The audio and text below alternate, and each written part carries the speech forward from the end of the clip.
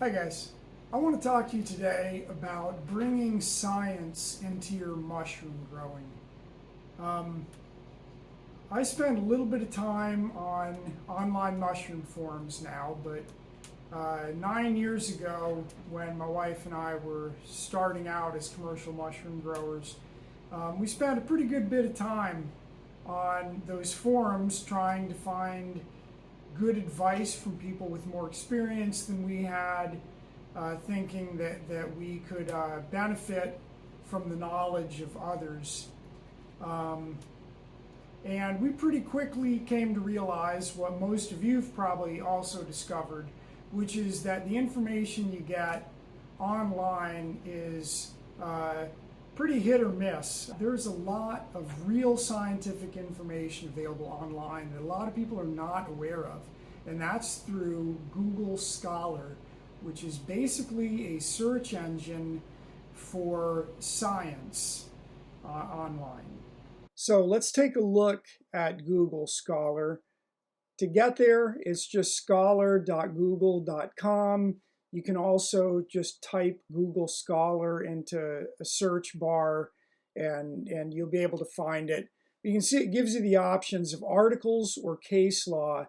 And I'm more interested in the science side of it than the legal side of it. But once you get here, you treat it just like a Google search engine. So let's take an example. One of the things that a lot of people who are getting started growing mushrooms at home indoors tend to be unsure about is what to do about light. And so a lot of times on mushroom forums, there'll be questions about that with really some really widely varying opinions on what you should do about light. But if we want to know what science has to say about that, we can type a search in here. So let's say oyster mushrooms light. And we come up with a list of scholarly articles. Effects of exposure to different color light emitting diodes, LEDs, on the yield and physical properties of gray and white oyster mushrooms. That looks kind of interesting. And this is going to give me a summary of this article from 2018 from this conference on green design and manufacture, advanced and emerging applications. Now this article gives me a summary and it gives me references that they used.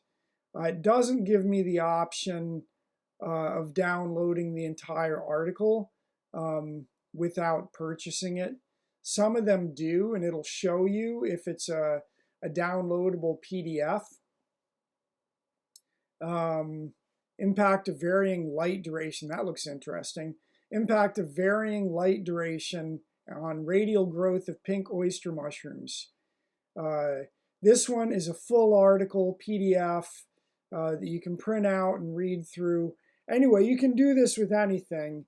Anything that you're curious about, you can see what the science has to say about it. And the great thing about this, rather than just hearing what other people's opinions are, is that these are scientific works, so they are actually testing variables against a control. And you still have to read it critically to see how applicable it is to what you're doing. But it's a good starting point. So for now, I'm going to leave this there. This is a good place to kick around whenever you have a question about growing, or whenever you just want to check the veracity of something you've seen on a forum. This is a good place to kick around and get information.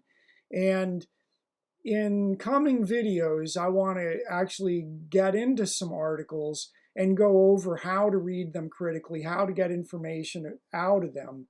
It can be kind of daunting. This article actually is only 4 pages long. This is one of the easier ones that you could get through. A lot of times they may be up to 14 or 20 pages long with a lot of dense information, but it's possible to kind of pick through that and to figure out how to get good information out of it and how to apply it to what you're doing.